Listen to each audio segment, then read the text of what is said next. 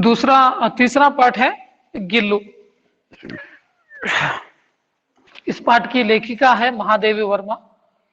इस पाठ से स्नेह भाव तथा प्राणी दया की सीख मिलती है। इस पाठ का उद्देश्य क्या है? लोगों के साथ या प्राणियों के साथ स्नेह भाव से रहना और प्राणी दया दिखाना, ये संदेश इस पाठ में है। पशु पक्षियों के स्वभाव और उनकी जीवन शैली के साथ साथ उनके प्रति महादेवी वर्मा के प्रेम के बच्चे परिचित हो जाते हैं। उसके साथ साथ क्या है इस पाठ में? पशु पक्षियों का स्वभाव, पालतू जानवर जो हम कहते हैं, इनका स्वभाव कैसा होता है और इनकी जीवन शैली कैसी होती है, और इन प्राणियों के प्रति लेखिका महादेवी वर्मा का प्यार किस तरह था, इन सारी जानकारी इस पाठ में मिलती है। तो ठीक है, मेरा प्रश्न आपसे ये है, आपको कौन कौन से पालतू जानवर पसंद है? आपको उत्तर देना होगा। ಯಾವೆಲ್ಲ ಸಾಕು ಪ್ರಾಣಿಗಳು ನಿಮಗೆ ಬಹಳ ಇಷ್ಟ ಅಂತ? ಕುಮಾರ? गाय, कुत्ता। हाँ, गाय गाय प्यारा है और कुत्ता प्यारा है। ಎರಡು ಇದೆಯಾ ನಿಮ್ಮ ಮನೇಲಿ ಕುಮಾರ? ಎರಡು ಪ್ರಾಣಿಗಳಿದಾವೇನಾ? हाँ, ओके गुड। और ಸಿಂಧು? ಸಿಂಧು, ಯಾವ ಸಾಕು ಪ್ರಾಣಿಗಳೆಲ್ಲ ಇಷ್ಟ ನಿನಗೆ? ಕುತ್ತ, ಬಿಲ್ಲಿ. ಬಿಲ್ಲಿ ಮತ್ತೆ ಆಯ್ತು, ಎರಡೇ ಪ್ರಾಣಿಗಳ? ಎರಡು ಪ್ರಾಣಿಗಳಿದಾವ ಮನೆಯಲ್ಲಿ? ಅವುಗಳ ಜೊತೆ ಸ್ವಲ್ಪ ಆದ್ರೂ ಸಮಯ ಕಳಿತೀಯ ಡೈಲಿ? हाँ हाँ, अड्डिಲ್ಲ, ವೆರಿ ಗುಡ್ ವೆರಿ ಗುಡ್। और मेघा?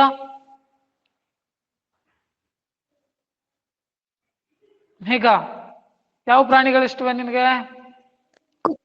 ಕುತ್ತ। ಹಾ, ಮತ್ತೆ ಮತ್ತೆ ಯಾವ ಪ್ರಾಣಿ ಇಷ್ಟ? ನಾನು ಸುಮಾರು ಬರ್ತಿರೋದು ಒಂದೊಂದು ಗೊತ್ತಲ್ಲಂದ್ರೆ ಗೊತ್ತಾಗದ್ರಲ್ಲಿ ಜಾಗ ಬಿಟ್ಕೊಂಡು ಬರ್ಕೊಂತ ಹೋಗಿದೆ. ಎಲ್ಲಾರು ಮೈಕ್ ಆನ್ ಮಾಡಿದ್ರು ನೋಡಿ, ಟೈಮ್ ಟೇಬಲ್ ನೋಡಿ ಅಲ್ಲಿ। ಓಕೆ, ಮೇಘ ಅಂತೂ ಸುದ್ದಿ ಇಲ್ಲ। ಹಾ, ನೆಕ್ಸ್ಟ್ ಅದು ಕುತ್ತ ಹೇಳ್ಕೊಂಡು ಕುತ್ತ ಎಲ್ಲ ಹಿಡುಗ್ ಹೋಯ್ತೇನ ಅದ? ನೆಕ್ಸ್ಟ್ ವೈಶಾಲಿ? ಸರ್, ನೆಟ್ವರ್ಕ್ ಸರಿ ಇಲ್ಲ ಇಲ್ಲಿ। ಹೌದಾ, ಅಲ್ಲಾರ ಮಾತಾಡ್ತೆಲ್ಲ ಕೇಳ್ತದೆಯಪ್ಪ, ನಿಮ್ಮ ಮನೇಲ ಇಲ್ಲೇನದ? ಹಾ, ಓಕೆ, ನೆಕ್ಸ್ಟ್ ಯಾರು? ವೈಶಾಲಿ? ವೈಶಾಲಿ, ಯಾವ್ದೆಲ್ಲ ಪ್ರಾಣಿಗಳು ಇಷ್ಟನೇ ನಿನ್ಗೆ? ಬಿಲ್ಲಿ, ಹಾ, ಮತ್ತೆ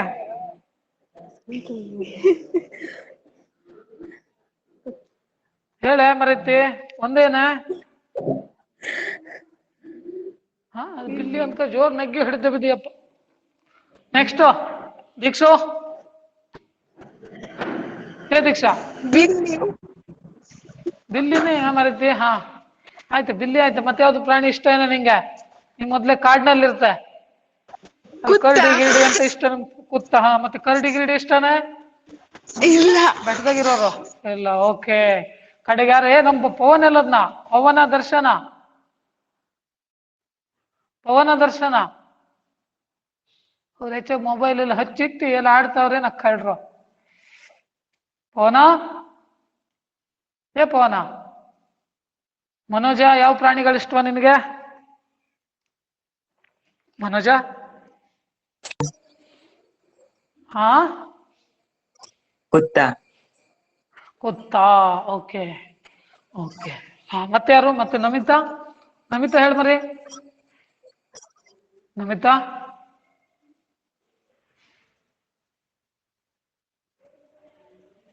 ನಮಿತಾ ಇಲ್ಲ? ಓಕೆ, ಮತ್ತೆ ಯಾರು ಉಳ್ಕೊಂಡ್ರಪ್ಪ? ಯಾರಾದ್ರೂ ಮಾತಾಡ್ಸಲ್ಲ ಮತ್ತೆ ಬೇಜಾರ್ ಮಾಡ್ಕೊಂಬ್ರಿ। ನಮ್ಮ ಅನುಷ? ಅನುಷೋ? ओ अनुषा? अनुषा लेना था। हाँ, तो ठीक है, तात्पर्य ये है, एक ना एक पालतू जानवर को हम प्यार करते हैं, उनके साथ खेलने से जो खुशी मिलती है वो बिल्कुल अलग है, ಅಲ್ವಾ? ಪ್ರಾಣಿಗಳ ಜೊತೆ ಆಟ ಆಡೋದ್ರಿಂದ ಅಥವಾ ಸಮಯ ಕಳೆಯೋದ್ರಿಂದ ಏನು ಖುಷಿ ಸಿಗ್ತಾ ಇದೆಯಲ್ಲ, ಅದು ಬಹಳ ಅನುಪಮ ಆದದ್ದು ಅಂತ. ಅದನ್ನು ಇನ್ನೊಂದು ಖುಷಿ ಜೊತೆ ಹೋಲಿಕೆ ಮಾಡ್ಲಿಕ್ಕೆ ಸಾಧ್ಯ ಇಲ್ಲ. ಮನೆಯಲ್ಲಿ ನಮ್ಮ ಪರಿವಾರದವ್ರ ಜೊತೆ ಎಷ್ಟು ಪ್ರೀತಿ ಇದ್ರು ಕೂಡ ಆ ಸಾಕು ಪ್ರಾಣಿಗಳ ಜೊತೆ ಇರುವ ಪ್ರೀತಿ ಇದೆಯಲ್ಲ, ಅದು ಅನ್ಯೋನ್ಯ ಸಂಬಂಧ ಇದೆಯಲ್ಲ, ಅದು ಬಹಳ खुशी ನೀಡುವಂತಹದ್ದು ಅಂತಹ. तो शुरू करेंगे ये पाठ। अचानक एक दिन सवेरे कमरे से बरामदे में आकर मैंने देखा 2 कौवे एक गमले के चारों ओर चोंचों से चूहा चूहोवल जैसा खेल खेल रहे हैं। यह काका भुशुंडी भी विचित्र पक्षी है, एक साथ समाधरित, अनाधरित, अति सम्मानित, अति अवमानित। हाँ वैशाली होता है, वैशाली। हाँ सर। हाँ।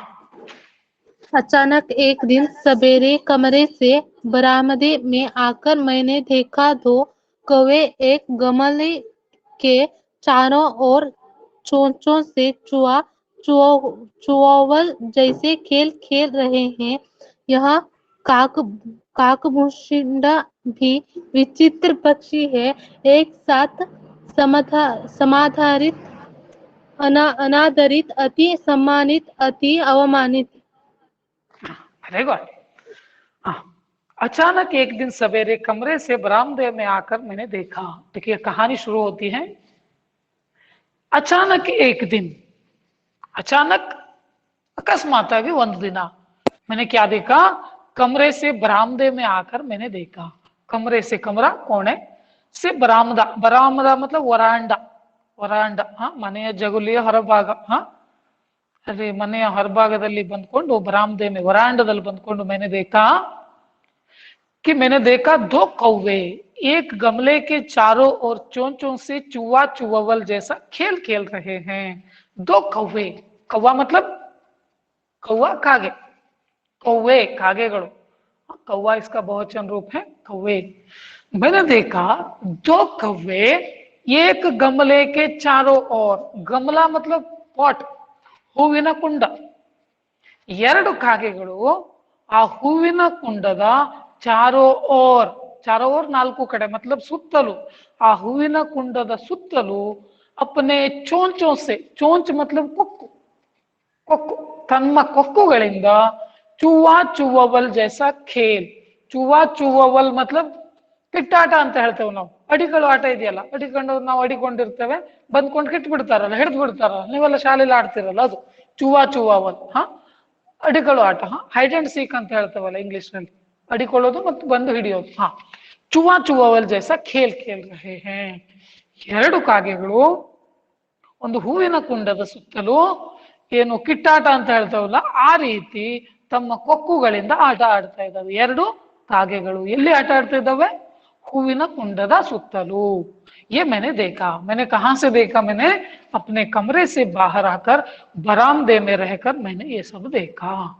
ಮನೆಯ ವರಾಂಡದ ಹತ್ರ ಬಂದ್ಕೊಂಡು ನಾನು ಹೊರಗಡೆ ನೋಡ್ತೇನೆ, ಹೂವಿನ ಕುಂಡದ ಸುತ್ತಲೂ 2 ಕಾಗೆಗಳು ಕಿಟ್ಟಾಟ ಆಡುವ ರೀತಿಯಲ್ಲಿ ತಮ್ಮ ಕೊಕ್ಕುಗಳಿಂದ ಆಟ ಆಡ್ತಾ ಇದ್ದಾವೆ. ये काकभुशुंडी भी विचित्र पक्षी है। काकभुशुंडी संस्कृत का शब्द है, इसका तात्पर्य कौवा. ಕಾಗೆಗೆ ಸಂಸ್ಕೃತದಲ್ಲಿ ಕಾಕಭುಶುಂಡಿ ಅಂತ ಹೇಳ್ತಾರೆ. ಹೆಸರೇ ಬಹಳ ವಿಚಿತ್ರ ಇದಲ್ಲ. ಕಾಕಭುಶುಂಡಿ मतलब ಕೌವ. ये काकभुशुंडी भी विचित्र पक्षी है. ಇದೊಂದು ಬಹಳ ವಿಚಿತ್ರ ಪಕ್ಷಿ ಅಂತಾರೆ ಲೇಖಕರು. ಯಾಕೆ ನೋಡೋಣ. क्यों? क्योंकि ये एक साथ समादरित है, अनादरित भी है. समादरित मतलब सम्मानित, गौरव ಪಡ್ಕೊಳ್ಳುವಂತಹ ಪಕ್ಷಿ ಹೌದು. और दूसरी ओर यह ಅನಾದರಿತ भी है. ಅನಾದರಿತ मतलब ಅಗೌರವವನ್ನ ಪಡ್ಕೊಳ್ಳುವಂತಹ ಪಕ್ಷಿ ಕೂಡ ಹೌದು ಅಂತ ಹೇಳ್ತಾರೆ. ಒಂದ್ ಕಡೆ ನಾವು ಇದಕ್ಕೆ ಬಹಳ ಗೌರವ ಕೊಡ್ತೇವೆ, ಇನ್ನೊಂದ್ ಕಡೆ ಬಹಳ ಅವಮಾನ ಕೂಡ ಮಾಡ್ತೇವೆ. ಅತಿ सम्मानित, ಬಹಳ ರೆಸ್ಪೆಕ್ಟ್ ಅನ್ನ ಪಡ್ಕೊಳ್ಳುವ ಪಕ್ಷಿ ಕೂಡ ಇದೆಯಾ? और अति अवमानित पक्षी भी कौवा ही है या काकभुशुंडी भी है. ಬಹಳ ಗೌರವ ಪಡ್ಕೊಳ್ಳುವ ಪಕ್ಷಿನೂ ಹೌದು, ಬಹಳ ಅವಮಾನಕ್ಕೊಳಗಾಗುವ ಪಕ್ಷಿ ಕೂಡ ಹೌದು. ಯಾವುದು? ಕಾಗೆ. ಹಾಗಾಗಿ ಕಾಗೆ ಬಹಳ ವಿಚಿತ್ರ ಪಕ್ಷಿ ಅಂತ ಲೇಖಕರು ಹೇಳ್ತಾರೆ. तो मेरा प्रश्न ये है, ಎಲ್ಲೆಲ್ಲ ನಾವು ಇದಕ್ಕೆ ಬಹಳ ಗೌರವ ಕೊಡ್ತೇವೆ, ಮತ್ತೆ ಯಾವೆಲ್ಲ ಸಂದರ್ಭದಲ್ಲಿ ನಾವು ಇದಕ್ಕೆ ಬಹಳ ಅವಮಾನ ಮಾಡ್ತೇವೆ? ಯಾರು ಹೇಳ್ತೀರಿ? कौन कौन से संदर्भ में ये समादरित हैं या सम्मानित हैं और कौन कौन से संदर्भ में ये अवमानित और अनादरित है? यार ಹೇಳ್ತೀರಿ?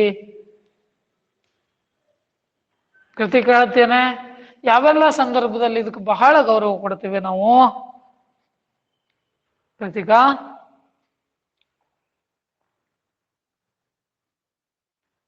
ಕೃತಿಕ ಎಲ್ಲೋದ್ಲು? कृतिक नेटवर्क प्रॉब्लम है ना? तो ठीक है। नमिता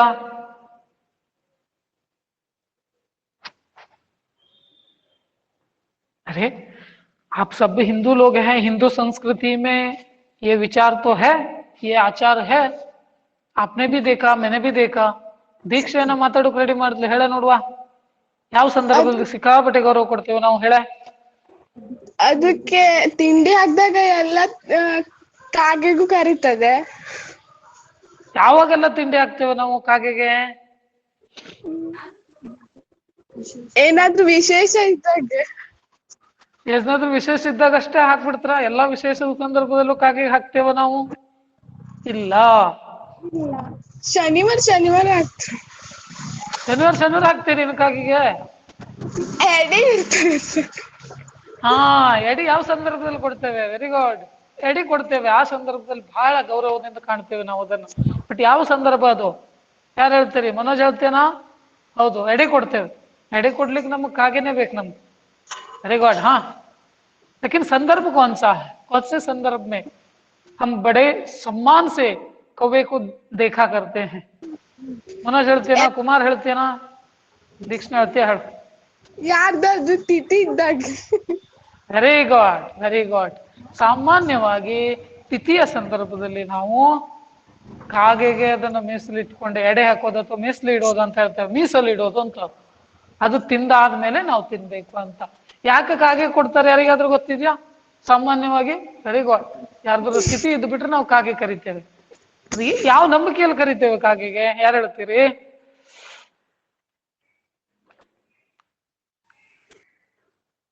अरे फटाफट ಹೇಳ್ಬೇಕಿತ್ತಪ್ಪ.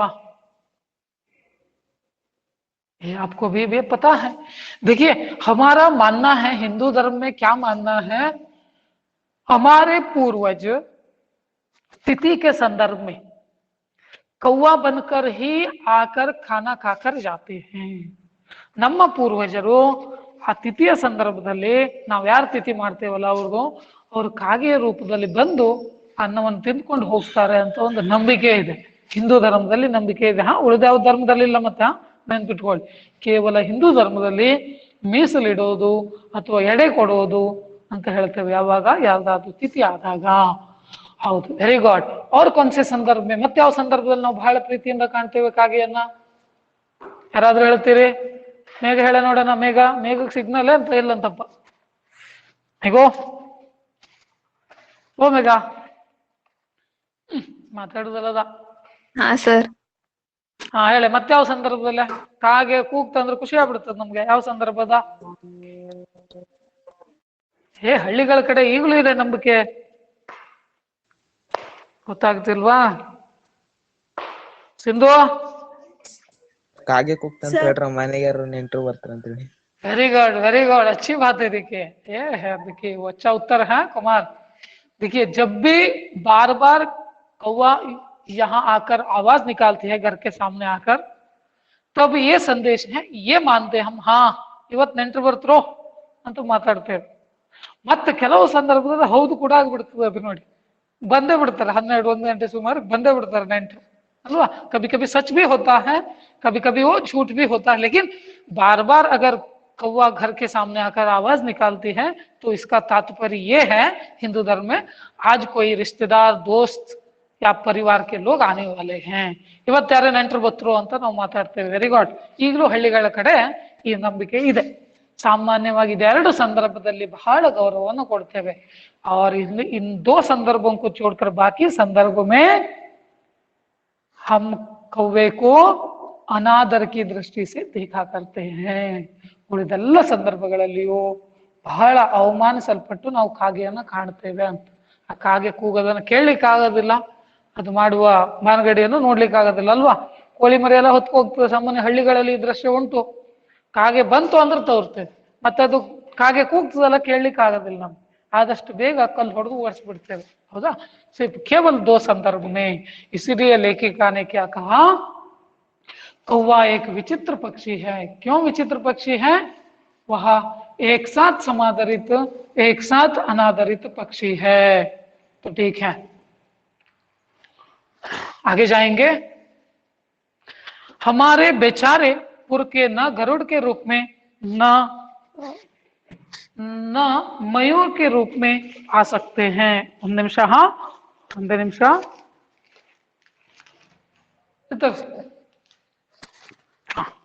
तो ठीक है, हमारे बेचारे पुर के न गरुड़ के रूप में आ सकते हैं, न मयूर के, न हंस के। उन्हें पितृपक्ष में हमसे कुछ पाने के लिए काक बनकर ही अवतीर्ण होना पड़ता है। इतना ही नहीं, हमारे दूरस्थ प्रियजनों को भी अपने आने का मधुर संदेश इनके कर्कश स्वर में ही देना पड़ता है। दूसरी ओर हम कौवा और काव काव करने को अवमानना के अर्थ में ही प्रयुक्त करते हैं। यार वो तिरिगा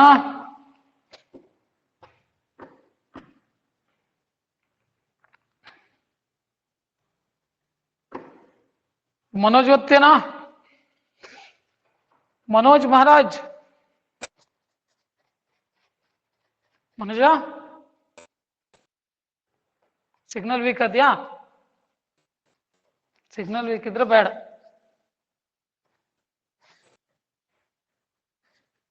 ಯಾರು ಓದ್ತೀರಿ? ಕುಮಾರ್ ಓದ ಮರಿ. ಕುಮಾರ, हाँ. हमारे बेचारे पुर के न गरुड़ के रूप है, न मयूर के, न हंस के। उन्हें पितृपक्ष में हमसे कुछ पाने के लिए काक बनकर अवतीर्ण होना पड़ता है। हमारे दूरस्थ प्रियजनों को भी अपने आने का मधुर संदेश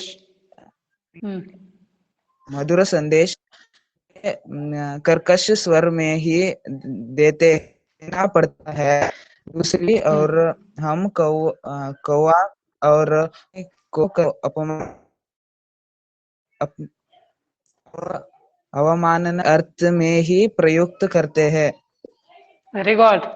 देखिए, जब जो हमने चर्चा की थी यहाँ तक, वही विषय इस प्यारा में है। देखिए, हमारे बेचारे पुर के न गरुड़ के रूप में न आ सकते हैं, न मयूर के, न हंस के। पुर का मतलब हमारे पूर्वज, हाँ, पुर का मतलब पूर्वज। हमारे पूर्वज न गरुड़ के रूप में आ सकते हैं कुछ पाने के लिए हमसे, तिथि के संदर्भ में, और न मयूर के रूप में आ सकते हैं, न मयूर के रूप में भी। मयूर मतलब नविल, न मयूर के रूप में आ सकते हैं, न गरुड़ के रूप में आ सकते हैं, और न हंस के। ಹಂಸದ ರೂಪದಲ್ಲಿಯೂ ನಮ್ಮ ಪೂರ್ವಜರು ಬರ್ಲಿಕ್ಕೆ ಸಾಧ್ಯ ಇಲ್ಲ, ಗರುಡ ರೂಪದಲ್ಲೂ ಬರ್ಲಿಕ್ಕೆ ಸಾಧ್ಯ ಇಲ್ಲ, ನವಿಲ್ನ ರೂಪದಲ್ಲೂ ಬರ್ಲಿಕ್ಕೆ ಸಾಧ್ಯ ಇಲ್ಲ. ಸಾಧ್ಯ ಇದೆ ಅಂದ್ರ ಇಲ್ಲ ಅಂತ. ಗರುಡ ಬಂದ್ಕೊಳ್ಲಿಕ್ಕೆ ಸಾಧ್ಯ ಇಲ್ಲ, ನವಿಲು ಬಂದ್ಕೊಂಡು ನಮ್ಮ ಮನೆಯಲ್ಲಿ ಬಂದ್ಕೊಂಡು ಅನ್ನ ಹಾಕಿ ಅಂತ ಡ್ಯಾನ್ಸ್ ಮಾಡ್ಲಿಕ್ಕೆ ಸಾಧ್ಯ ಇದೆ ಇಲ್ಲ. और न हंस आ सकते हैं, हमारे पूर्वज केवल कौवा बनकर ही आ सकते हैं। उन्हें पितृपक्ष में हमसे कुछ पाने के लिए काक बनकर ही अवतीर्ण होना पड़ता है। काक मतलब कौवा, काक मतलब कौवा, कागे। अवतीर्ण होना, ಅವತರಿಸುವಂತ, ಕಾಗೆಯ ರೂಪದಲ್ಲಿಯೇ ಅವತರಿಸಿಕೊಂಡು ಅವರು ಪಿತೃಪಕ್ಷದ ಸಂದರ್ಭದಲ್ಲಿ ನಮ್ಮಿಂದ ಏನೋ ಪಡ್ಕೊಳ್ಳಿಕ್ಕೆ ಬರಬೇಕಾಗ್ತದಂತಹ हमारे पूर्वजों को। इतना ही नहीं, हमारे दूरस्थ मतलब दूर स्थित, दूरದಲ್ಲಿ ಇದ್ದಂತಹ प्रियजनों को भी अपने आने का मधुर संदेश इनके कर्कश स्वर में ही देना पड़ता है। और हमारे दूर स्थित प्रियजन, मित्र हो सकते हैं, रिश्तेदार हो सकते हैं, उनको भी उनके आने का मधुर संदेश इन कौवों के कर्कश ध्वनि स्वर में ही देना पड़ता है। दूसरी ओर ಇನ್ನೊಂದು ಕಡೆ कौवा और काव काव करने की को अवमानना के अर्थ में ही हम प्रयुक्त करते हैं। बाकी सारे संदर्भ में कौवा और उसकी आवाज काव काव जो है उनको ಅವಮಾನ के अर्थ में ही हम देखते हैं। ಇದೇ ಅರ್ಥದಲ್ಲಿ ನಾವು ನೋಡ್ತೇವೆ ಅಂತ ಹೇಳ್ತಾ ಅಡ್ಡಿಲ್ಲ। 10:45 ಆಯ್ತಲ್ಲ, ಹಾಗಾದ್ರೆ ಇಲ್ಲಿಗೆ ಮುಗಿಸೋಣ। ಈ ಪಾಠಕ್ಕೆ ಸಂದರ್ಭಪಟ್ಟಂತೆ ಹೋಮ್ವರ್ಕ್ ಅನ್ನು ಏನ್ ಮಾಡ್ಬೇಕಂತ ಗೃಹ ಕಾರ್ಯ ನಾನು ಕಳಿಸ್ತೇನೆ। ಆ ಪಾಠಕ್ಕೆ ಸಂಬಂಧಪಟ್ಟಂತೆ ನಾನು PDF ಅನ್ನು ನಿಮ್ಗೆ ಹಾಕಿಡ್ತೇನೆ। PDF ಹಾಕಿಡ್ತೇನೆ, ಅದನ್ನ ಪ್ರಶ್ನೋತ್ತರಗಳನ್ನ ಬರೆದು ಮುಂದಿನ ಶನಿವಾರದ ಒಳಗಡೆ ಬರ್ದು ರೆಡಿ ಇಟ್ಕೊಂಡ್ರಾಯ್ತು। ನಾನು ಬಹುಶಃ ಶನಿವಾರ ಹೇಳ್ಬೋದು ನಿಮಗೆ, ಬಂದ್ ಸೈನ್ ಮಾಡಿಸ್ಕೊಂಡು ಹೋದ್ರೆ ಆಯ್ತು, ಇಷ್ಟು ಕೆಲಸ। ಈ ಪಾಠದ್ದು ಗಿಲ್ಲು ಪಾಠದ್ದು ಮಾತ್ರ ಗೃಹ ಕಾರ್ಯವನ್ನು ಇವತ್ತು ಹಾಕಿಡ್ತೇನೆ, ನಾಳೆ ನೀವು ಅದಕ್ಕೆ ಉತ್ತರಗಳನ್ನು ಹಾಕಿದ್ರೆ ಆಯ್ತು। ಓಕೆ, ಮತ್ತೆ ಏನಾದ್ರು ಡೌಟ್ ಇದ್ರೆ ಕೇಳಿ। ಏನಾದ್ರು ಡೌಟ್ ಇದೆಯಾ? ಯಾರು ಇಲ್ಲ? ಪವನ್ ಏನು ಮಾತಾಡಲ್ಲ, ಕಳ್ಳ ಹರೀಶ್ನು ಮಾತಾಡಲ್ಲ, ಸಿಗ್ನಲ್ ಪ್ರಾಬ್ಲಮ್ ಗೊತ್ತಿಲ್ಲ। ಓಕೆ, ಹಾಗಾದ್ರೆ ಮುಗಿಸೋಣ ಅಲ್ಲ? ಎಲ್ರಿಗೂ ಧನ್ಯವಾದ। ಎಕ್ಸಿಟ್ ಆಗಿ